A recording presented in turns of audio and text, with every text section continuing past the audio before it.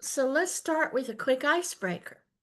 This is going to allow me to make sure the chat works. I did that, but still. Um, the question is, if you could live anywhere, where would you live? So if I could live anywhere and it wasn't here, maybe I would live in India. I always liked the architecture and the way things sound, the way the language sounds. So hit me up in the chat box. If you could live somewhere else, where would you live?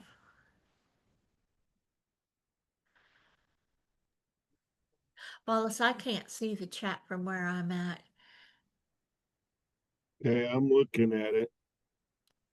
No one's responded, I guess, but for me, I would probably live further north in a state further north a little bit, but not too far.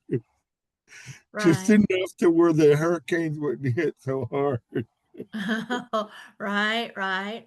I hear I there's don't a know, couple of hurricanes out there. Yeah. you know, maybe like somewhere level near Arkansas or North Louisiana or something, so the the hurricanes won't be so bad when they come through. But I'm not seeing anything else in the chat yet, so So how many people do we have here today? uh, it looks like we have around 8 attendees. Yeah, 8 people.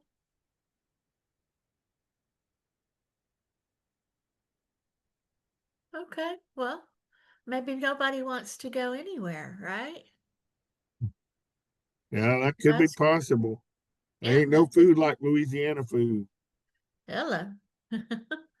Okay, so today I hope our learning goals will increase your knowledge on frequently used acronyms and bulletins related to the IEP process, understanding the requirements of notifying parents for an IEP meeting, the 3 types of IEPs and the purpose of each one, the IEP form in different sections, the IEP exceptionalities, then who are required team members and how team members can be excused, and the many sections of the general student information with a focus on the special factors.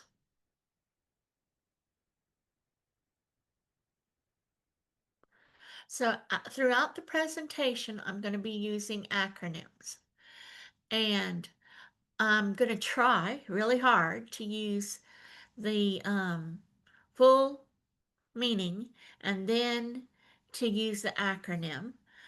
I might go back and forth, I might forget, but I want to provide you with a list before we get started, okay? Some of the frequently used acronyms in this training is IDEA, or the Individuals with Disabilities Education Act, IEP, or the Individualized Education Plan, and FAPE, for Free Appropriate Public Education, then SIR, which is the Special Education Reporting System. Information on the contents of this training can be found in some of Louisiana's bulletins. There's Bulletin 1508, that's the regulatory guide for pupil appraisal when conducting individual evaluations for students expected of being exceptional and in need of special education and related services. Then there's Bulletin 1530. That's the document that outlines the legal procedures of the IEP process as mandated by the Individuals with Disabilities Education Act. Then there's Bulletin 1706. Subpart 1 of that document is the regulations for implementation of the Children with Exceptionalities Act for students with disabilities. The Individuals with Disabilities Education Act, also known as IDEA, is the federal law that mandates special education. Special education means specifically designed instruction at no cost to the parents to meet the unique needs of a child with a disability. That includes instruction in a classroom or in the home, or in a hospital, or an institution, or another setting, and instruction in physical education. Specially designated instruction means adapting, as appropriate to the needs of an eligible child, the content, methodology, or method of instruction. It must meet the unique needs of a specific child and ensure the child has access to the general curriculum so that child can meet educational standards expected for all students. Instruction in physical education means development of physical and motor fitness, fundamental motor skills and patterns, and skills in individual and group games and sports, including adapted PE, movement, or motor development. Special education means one, speech language pathology services or any other related services. Two, travel training, which provides instruction as appropriate to children with significant cognitive disabilities and any other children with disabilities who require that instruction. Three, vocational education, which means organized educational programs that are directly related to preparation of individuals for paid or unpaid employment or for additional preparation for a career um, not requiring a degree from college. An individualized education program team determines which of those services are needed for a qualifying child. So the IEP team decides that. Decisions are based on the student's individualized educational evaluation and the IEP team members at the team meeting. The IEP is unique for one child that's going to guide everyone involved in the education of that child. The plan's created annually and has to be updated at least once a year, but you can meet more than once a year for an IEP meeting. The IEP has two purposes. One is to establish a measurable annual goal, and the second one is to state the special education and supplementary aids and services the school district will provide to or on behalf of the child. IDEA, Individuals with Disabilities Education Act, provisions around scheduling an IEP meeting involve common sense and courtesy. And they're intended to ensure parents have every opportunity to attend the meeting and contribute. That includes notifying parents of the meeting early enough to ensure they'll have the opportunity to attend and scheduling a meeting on a mutually agreed time and place.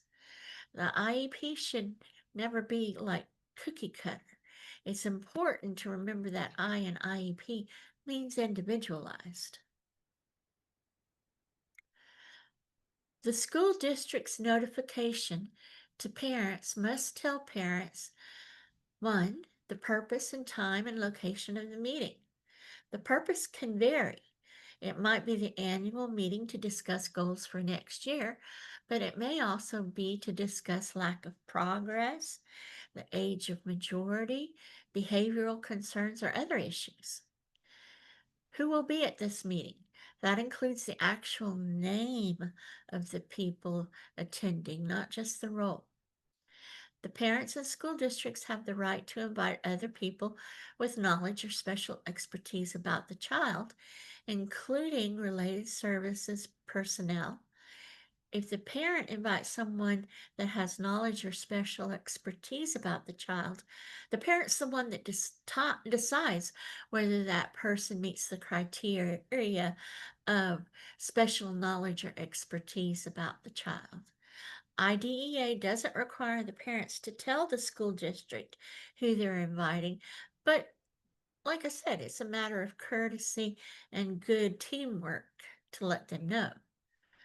The parents may request the Part C for the little bitty ones.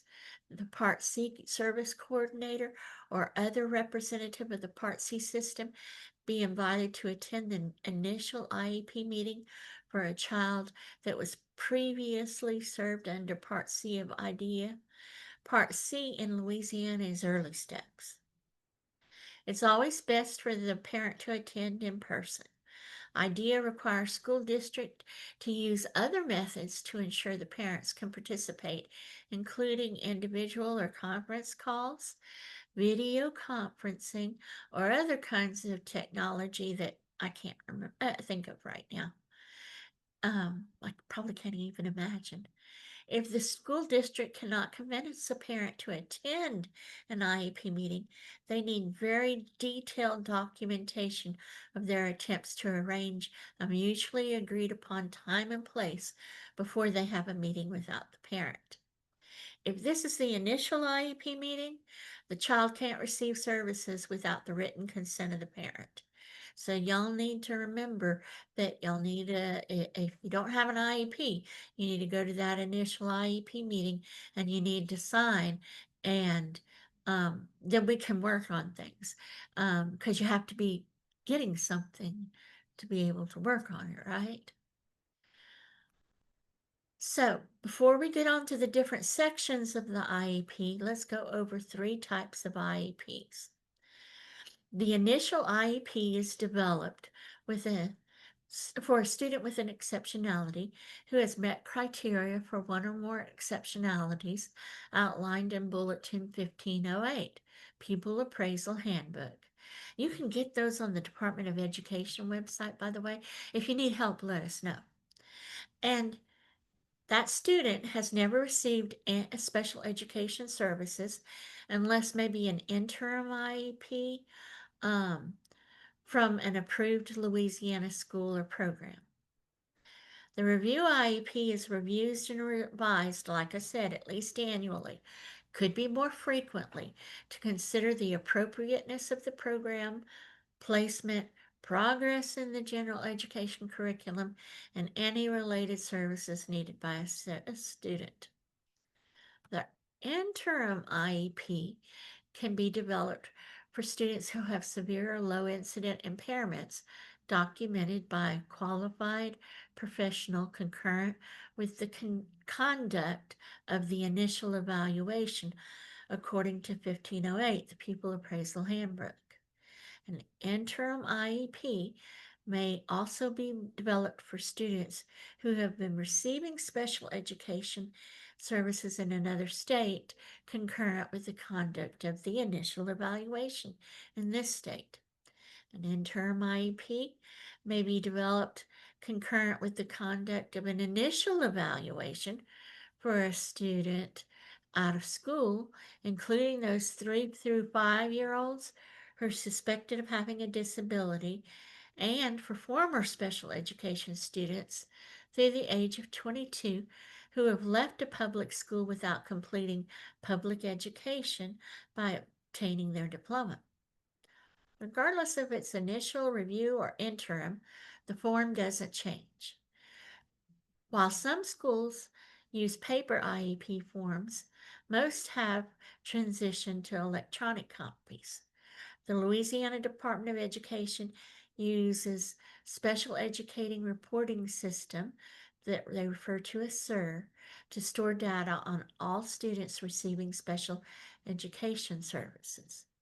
There's no right or wrong way. Even if the IEP is created on a computer, you're going to get a paper copy of the IEP.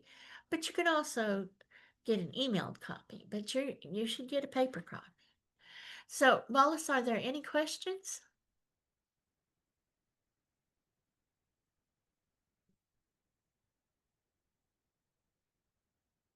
Wallace? I don't see any. Okay, good. Well, y'all don't forget, drop some questions if you've got some.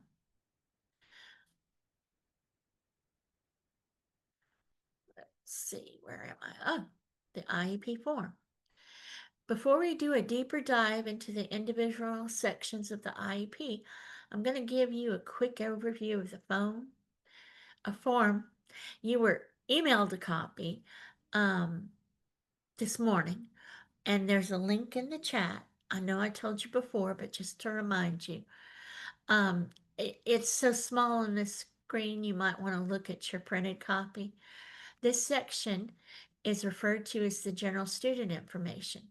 That includes basic school information, the student's exceptionality, the IEP participants, information about the student's communication needs, the student's strengths, parent concerns, evaluation and evaluation results.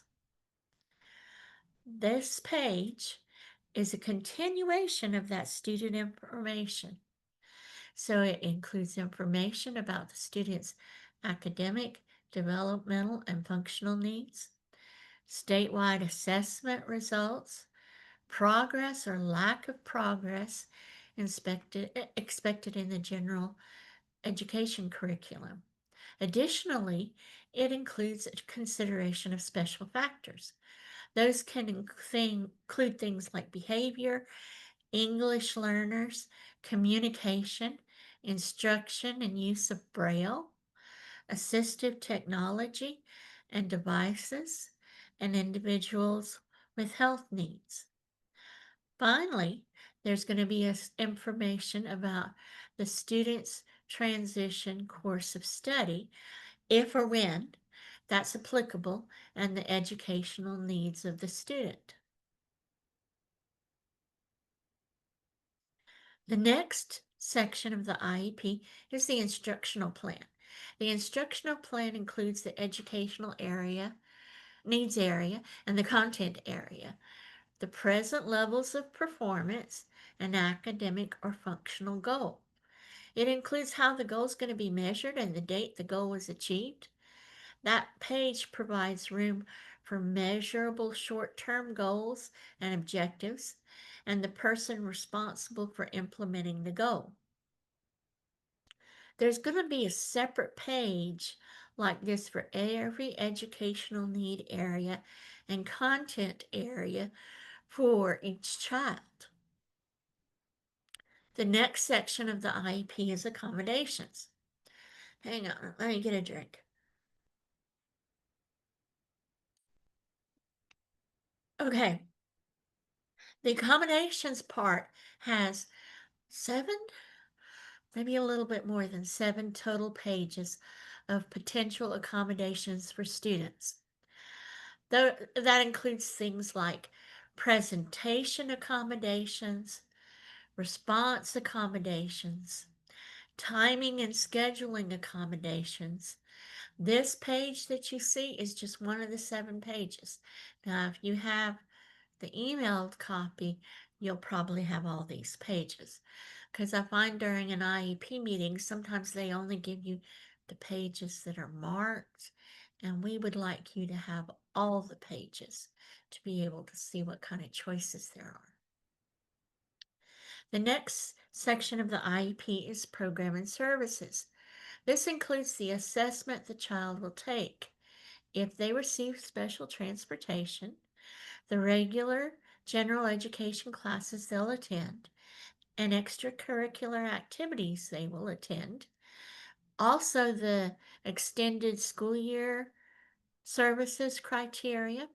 There's spaces for explanations about why a child isn't attending regular education classes or activities with non-disabled peers. Finally, there's a place for supports needed for school personnel. The next page is for the services and placement section. That includes the services and how many minutes a day a child will be in regular education class, community, or special education class. The last thing on this page is placement and service determination checklist. The next section of the IEP is related to placement. That's where site determination is made, the frequency of progress reports. The parents will receive the checklist for assessment, implications, age of maturity, and finally, parental consent to provide services. So, that wasn't the next page. That was back. This is the next page. It's the transition page. If your child is turning 16 during the school year or is already 15 years old, they'll also have a transition page. The transition services page will be the first section filled out for students of transition age.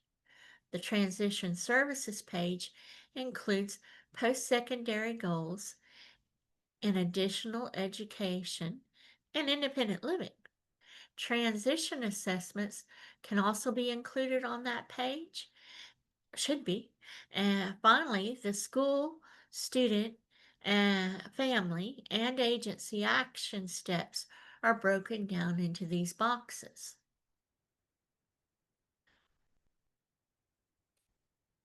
So let's do another activity. Let's talk a little bit about IEPs and draft IEPs. Tell me, are draft IEPs okay? Y'all chat me up. And I'm There, looking in the chat. there's 8 people in here. Yeah, Please, I don't want to somebody. spoil it, Yeah, don't tell. so I'm keeping my mouth shut. Don't tell. But there are what, 8 of us in here? Well, excluding me and Wallace, there are 8 people in there. Y'all should have some ideas. Are those draft? There's, I see an nobody's gonna answer. say, oh. Okay, what? One says no. So anybody else got a response, yes or no, or another response other than that? So far, I just see one no answer. Okay. So let's go ahead and go on to the responses. Or do you want to give it a stab, Wallace? Uh, my answer is draft IEPs are okay. Yes, you can ask for a draft IEP. Someone else says not sure, but I think so. And then someone Yeah. else says yes. Yes. So Cool. we are getting the responses. Maybe I should have waited a little bit more. Thank y'all for responding. Yeah, thank y'all. So, what does IDEA's, the Individuals with Disabilities Education Act, say about draft IEPs? IDEA doesn't specifically state the school cannot create a draft IEP. The Office of Special Education Programs states parents have the right to bring questions, concerns about preliminary recommendations on the IEP to the IEP team as part of a full discussion of the child's needs and services to be provided to those needs. IDEA emphasizes the parent's right and role in development of that IEP. If the IEP team chooses to use a draft IEP, okay, so this is old information. Let me redo this. Those bulletins I told you about have been updated. And one of the updates is 3 days before the IEP meeting. Not less than 3 days before the IEP meeting, you can request a draft copy of the IEP so that you have time to go over it, consider it, share it with other people that might be in your circle of support. So, yes, draft IEPs are okay and they're good. It's not going to happen if you don't ask for it. Okay? Um, and just like once you get to the meeting, it's not set in stone. There should be a conversation about those parts of the IEP. So, remember, 3 days. Okay? Um, let's see. Let's go on here. So, right here, we're back at that front page of the general student information section of the IEP. Remember to follow along with your printed copy or online copy, however you're looking at it, so you can see the little handwriting. Before we get into the general student information, note that on this page and every page of the IEP, there's going to be some general information repeated. That includes the student's name or initials or a number for the student, the date of birth, grade, school district, the IEP meeting date, the state ID, and the local ID. It's like a header on multiple page documents so that you know these pages go together, organizing. So let's talk about that student um, information section. The first information on the IEP form under general student information is home-based school. That's the school the student is currently enrolled in as identified in CERT. Other school, that's any other school the student currently attends. I often see that in for transition IEPs. Um, IEP type is the type of IEP meeting being held. The final thing is the date of the last evaluation or reevaluation or the waiver, waiver for reevaluation.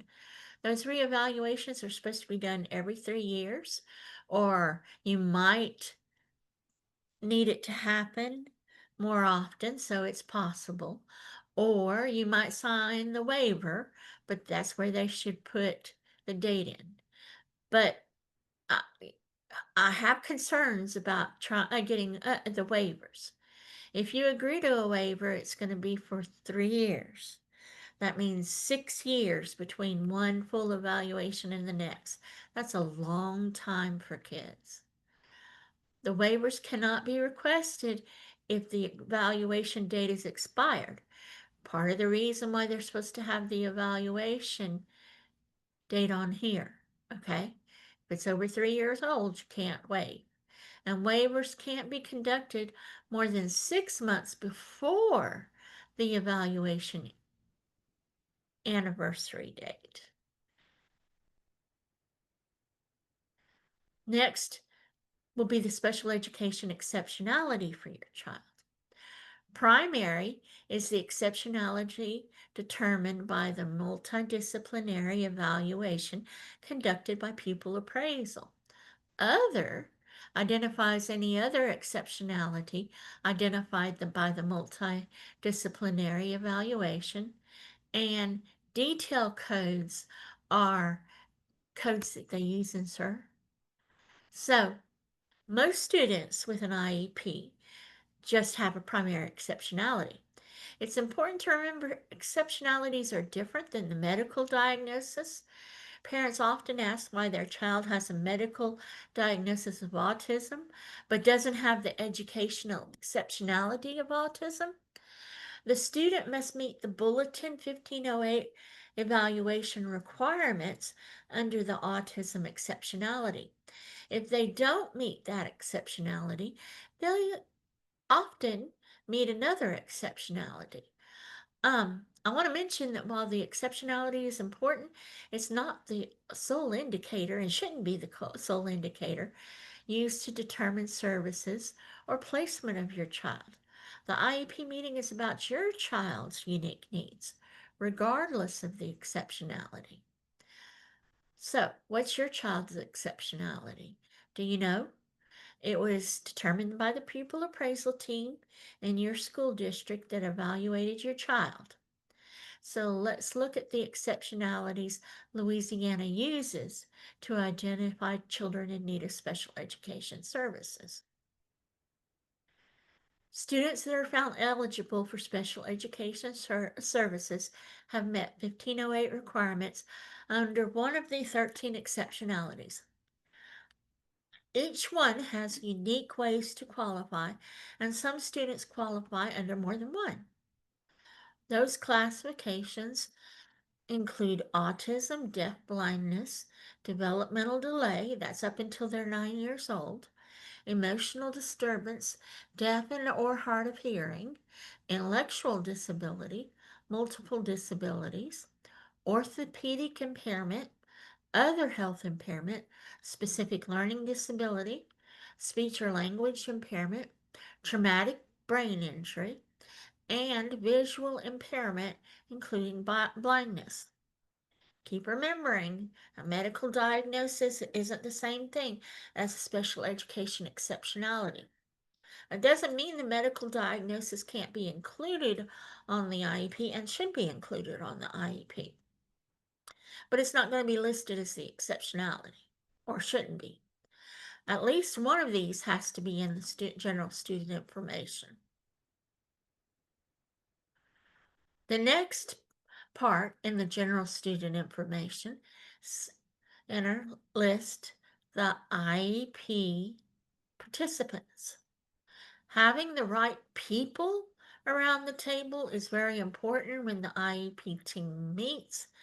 You don't want to waste your time, you don't want to waste their time. So we want to have the right people there.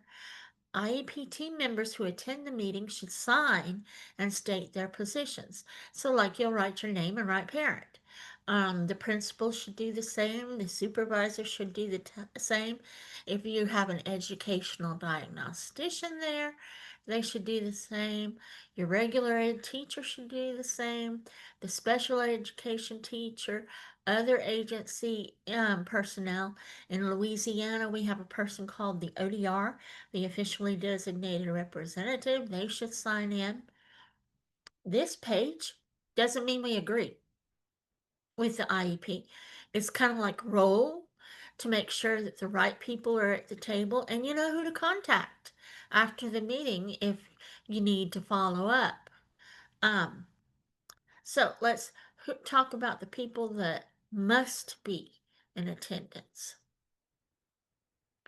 The term Individualized Education Program team or IEP team means a group of people that's composed of the parents of a child with a disability, not less than one general education teacher of the child, um, or the grade level for that child if they are or should be participating in general education. Not less than one special education teacher, or where appropriate, not less than one special education provider of a child. Then that ODR, the representative of the school district that I was talking about, that person, and they're qualified to provide or supervise the provision of specially designed instruction to meet the unique needs of children with disabilities. That ODR is knowledgeable about general education curriculum, and the ODR is knowledgeable about the availability of the resources in the school district. There can be a person at the IEP meeting who can interpret instructional implications of the evaluation results. There can be other people who have knowledge or special expertise regarding the child, including related service personnel as appropriate. Um, Sometimes parents bring people to the IEP meeting with them under this um, one as well. And then, whenever appropriate, the child. It's a positive thing to operate on the premise that a student with a disability may have something to contribute to the planning of his or her educational program in future. The student must be invited to attend IEP meetings if that meeting is about post-secondary goals for the child and transition services. That's around 16. But as you know, 18 is the age of majority in Louisiana. And until the age of majority, it's the right of the parent to act for the child. And so the child doesn't have to come, even though they are required to invite the child. Most of the time, parents and children of that age make the decisions together. Um, it's not uncommon for parents and even teachers to encourage children to take part, even in a part of their IEP meeting. Some elementary kids come to just learn a little bit about the process, introduce themselves, and learn a little bit about the process, or to share a little bit of information about themselves. As they get older, they might want to talk and take a more active role. That allows them to have a strong voice in their education and can teach them about self advocacy and determination. Because remember, as adults, they're going to have to do some of these things themselves. Older children can lead an IEP meeting, and there's specific material that exists to help them do that that we'll talk about later, and we have other webinars about. Um, So certain people can be excused from that IEP team meeting under really specific conditions. Those conditions vary depending on whether or not the team member's area of expertise is going to be discussed or modified in the meeting. When the member's area of expertise is not discussed or modified, the they usually turn in a sheet of paper that talks about the student's progress, the student's challenges, and usually the current grade in the class. Um, IDEA provisions only applies to certain members of the team. Um, that might be the regular ed teacher, the special ed teacher, um, I don't know any others that are excused in quite that way. Not any other required team members that are excused in quite that way. But the parent and the school system must both agree in writing that the member's attendance isn't necessary. Um,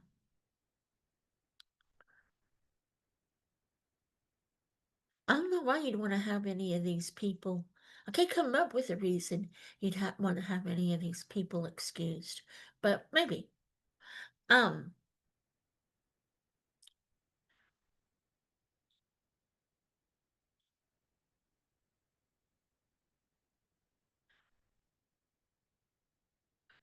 You don't have to have a written excuse for like the APE teacher or like the speech therapist because they're not required people. Um, but if there's going to be discussion, you need to say something about them attending because you need to address that certain area. So let's do participant sharing child. If you have a child, a student with an IEP, do they attend their IEP meeting?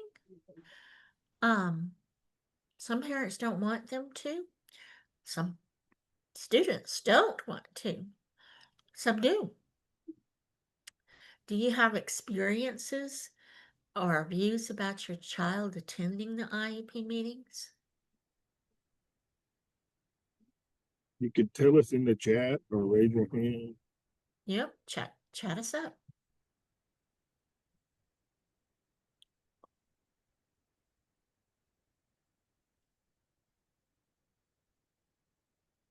I don't see anything else in the chat, but I did see something earlier when we were talking about draft IEP, the response. Someone said, yes, I think we can ask, but it's not sure if if they're mandated to provide it. So that's what someone put, to the last one. Mandated to provide what? The draft IEP. When we were talking about draft IEPs and we want responses, It is in the bulletins. And if it's in the bulletins for them to provide a draft IEP, if you ask for it, 3 days, can't wait till the day before, but 3 days before the IEP meeting, if it's in the bulletin, it's mandated. The bulletin is basically our special education law. Yeah, now, so there's some responses now to this sharing time. Okay. Remember, our question now is, does your child attend their IEP meeting? Remember, we talked about some reasons or gave input in that. So someone is saying, no, my child is too young. And then there's some more people saying, yes, their child attends IEP meeting. There's Cool. several that say yes. Cool. Okay, cool. Because, that's how they learn those self-advocacy skills. And I don't know about y'all, but I kind of find that the people in the IEP meeting are nicer when the student is in the room. Um, you know, maybe it's my imagination. Um, Sometimes your child can explain why they need a service better than sometimes that's the tipping point when the child is saying they need something and everybody else is not sure. But anyway, so it's important to address a child's communication needs. Students with disabilities, like all students, must have the opportunity to fully participate in all aspects of education. So, academic, social, and vocational. Being able to effectively communicate with others is critical in that process. The IEP, the Individualized Education Program team, is required to consider the communication needs of all students with disabilities and address any identified needs through that IEP. That's not just for kids with no verbal skills, okay? Um, Public schools can include students that have receptive or expressive language problems, apraxia, um, articulation or phonological problems, maybe fluency problems, cr- pro- pra- uh, pragmatics, maybe auditory processing problems, or other communication disorders.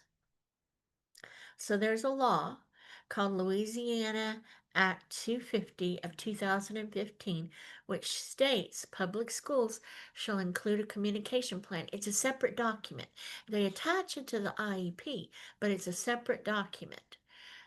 In the IEP of every student with an exceptionality who is deaf, hard of hearing, or deaf blind.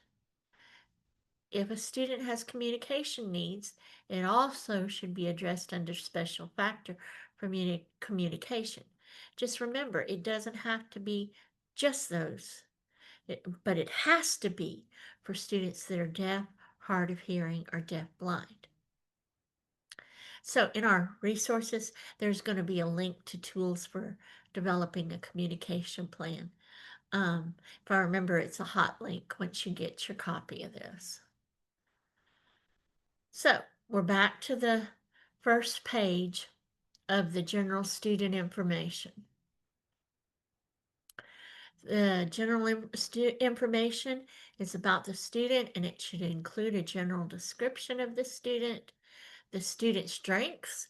I find awfully often the family is the ones that keep track of and know the student strengths, the things that they're good at, and the things that they can do independently. Parental concerns, that's your box. It's where the parents can list all the concerns they have for their child. Think about all the concerns you have for your child. So, like, it might be, are they working on grade level? Are they making good grades? Are they working on the same things other students their age are working on? Can they do the same things as other kids can do? In addition to academics, you can think about self-help skills and other skills that make your student independent. You're not limited to that tiny space on the computer. That space can grow, so you can write as much as you need. One of the resources we're going to send you today um, is stuff you might want to include in the parental concerns section of the IEP. Then there's evaluation and reevaluation results that should include the areas of concern from the last IEP or reevaluation, and again, strengths. The continuation of the general student information section is academic, developmental, and functional needs, how their disability affects their involvement and progress in general curriculum. For a review IEP, they review the IEP to address any lack of progress towards the annual goal. For preschool kids, as appropriate, they talk about how the disability affects the students in appropriate activities. So it isn't appropriate for a 3-year-old to write their name. It is appropriate for a 3-year-old to be able to make a mark with a crayon. So you might address those kind of things. Um, Statewide assessment results, the results of the student's performance on general state or local assessments, including the alternate assessment, the current assessment scores for ELA, math, science, and social studies, um, and those for gifted and talented students. It also has a section for progress or the lack of expected progress in the general student curriculum. What areas of the general curriculum is the student having difficulty in? And what are the most important areas of the general curriculum for the student to master?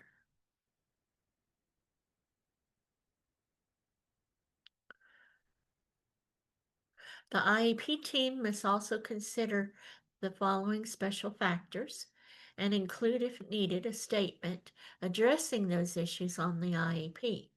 Behavior, if they have behavior that impedes his or her learning or that of others, they need to consider the use of positive behavioral intervention strategies and other strategies to address behavior.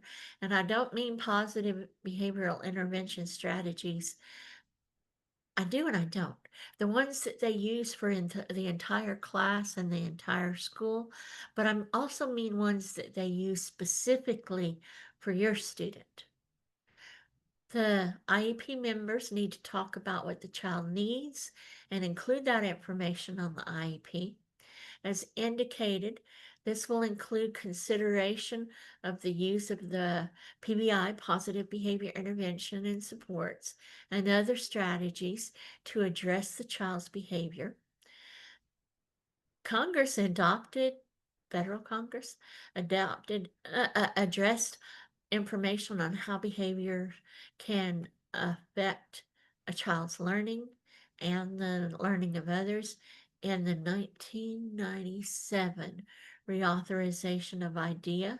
It also explicitly involves IEP team in considering whether PBS or other strategies are necessary when a child's behavior interferes with learning.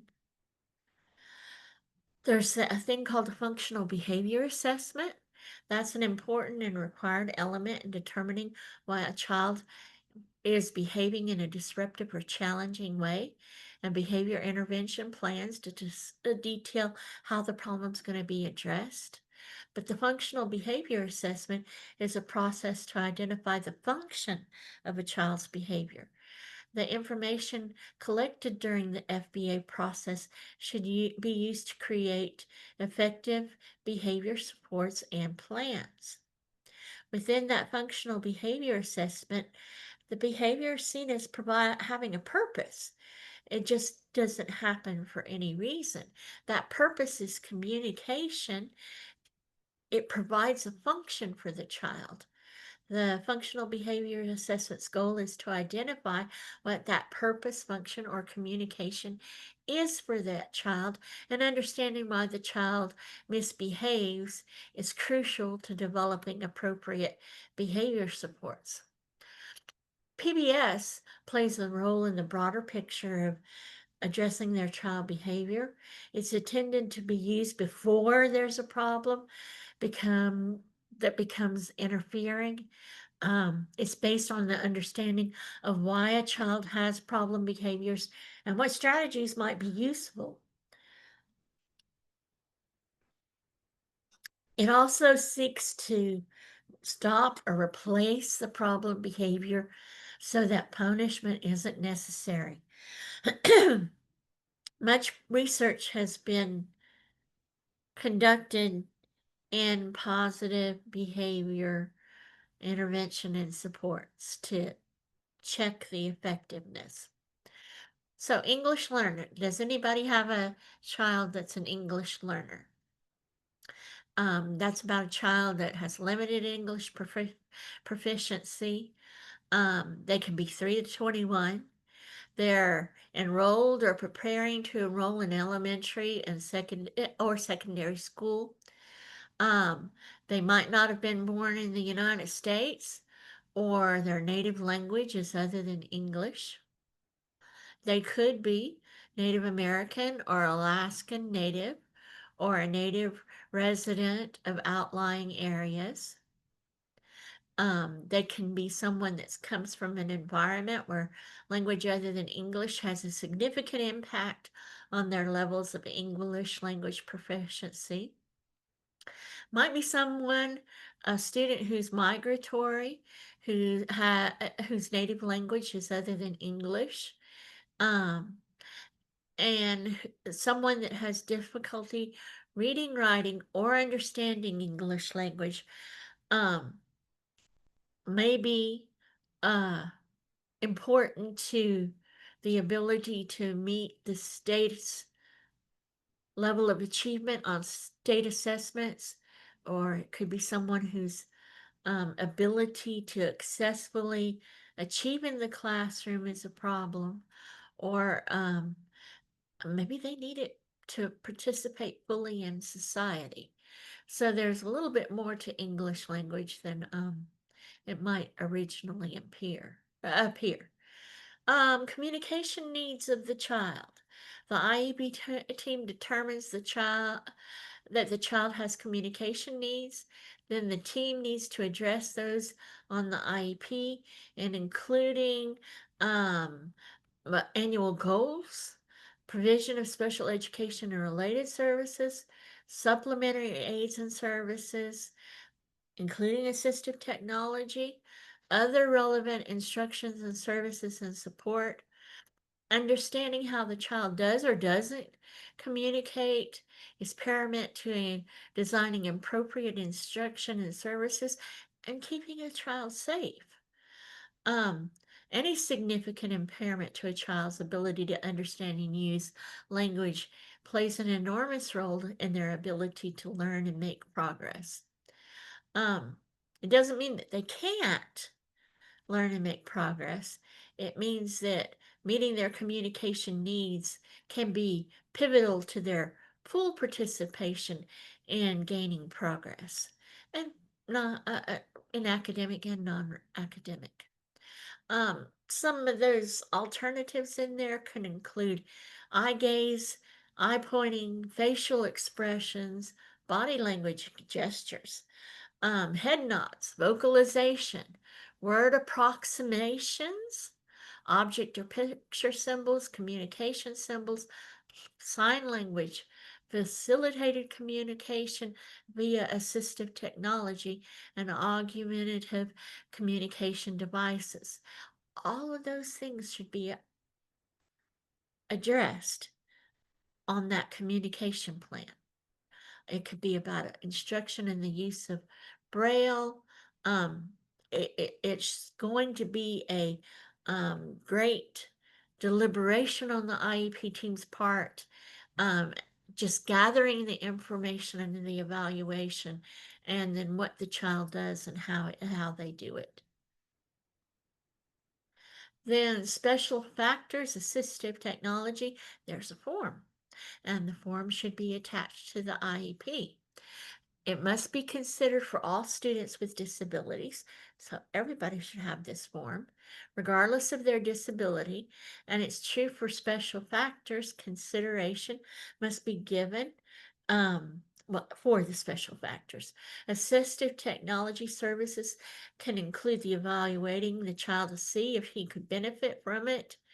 Um, they include providing the device and training for the child, the family, and the teachers or other professionals in the school that work with the child to use the device. Device isn't any good if you don't use it. It can be an item, a piece of equipment, a product system, a software.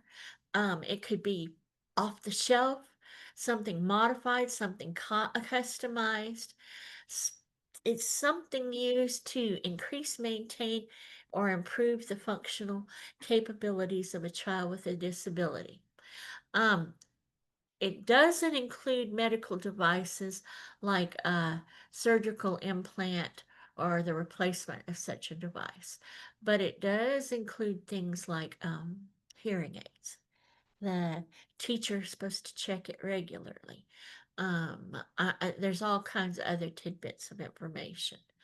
Um, it's supposed to help the child um, select the device, acquire the device, use the device. Um,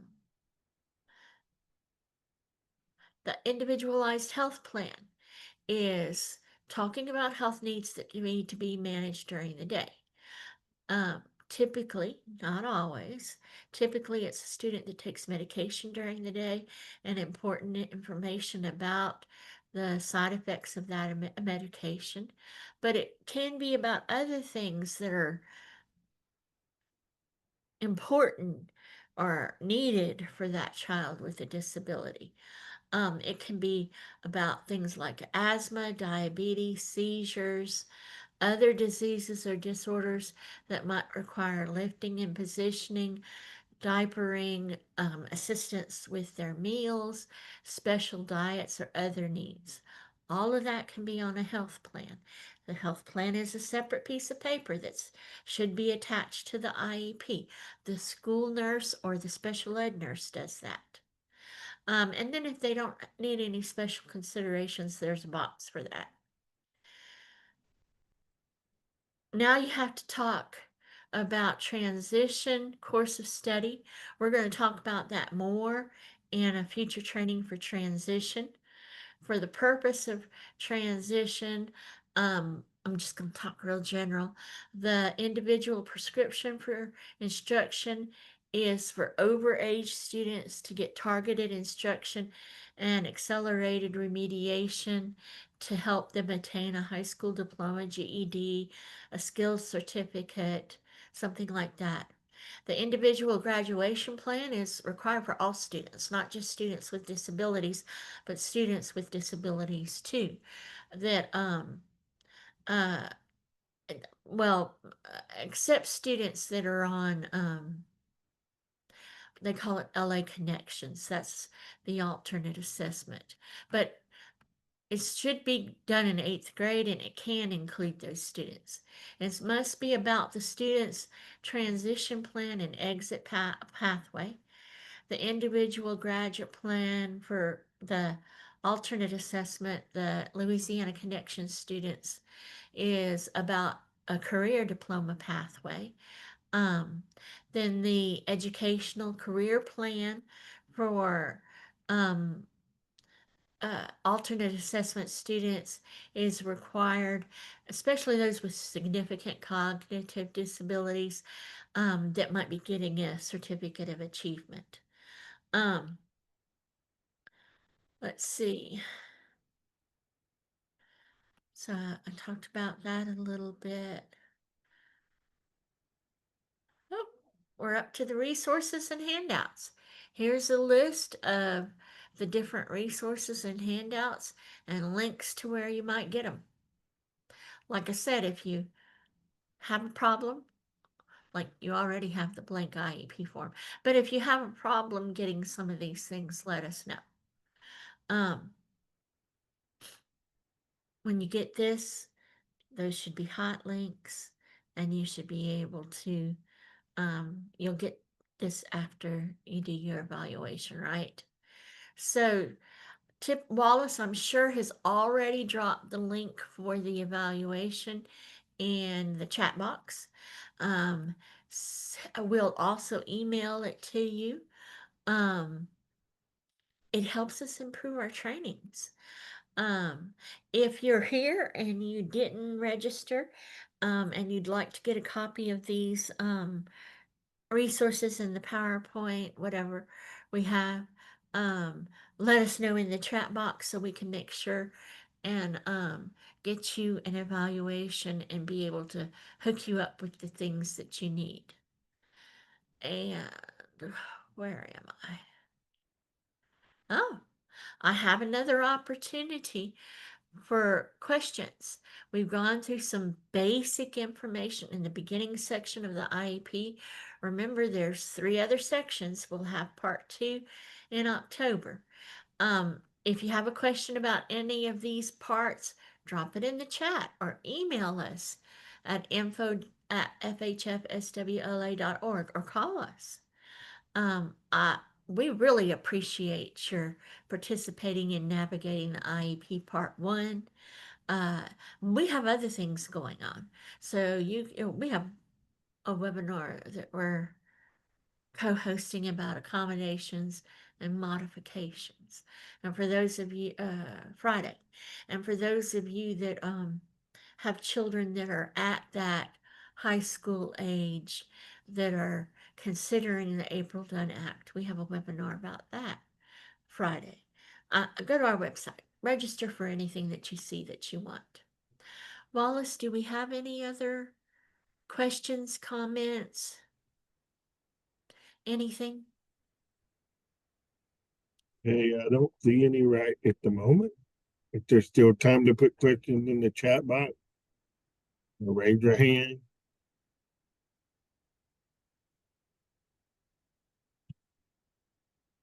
Yeah, we ran over. Somebody's telling me that we were overtime.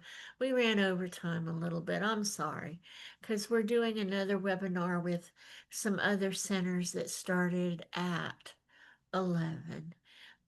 Again, it's on our website if you want to try and make it to that one too. You're very welcome. I hope the information was helpful. And I apologize for running over. I talk too much.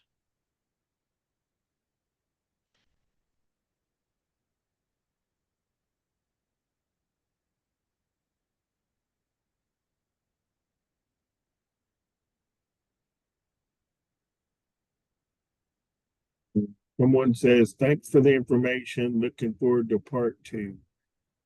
Yeah, we're working on securing the date and putting it together right now. I apologize that it wasn't done before now, but it is going to happen. Well, that's my plan. All right. Well, I am done, Wallace. Thank y'all, and I'll see you at the next webinar. Thank you for attending, everyone.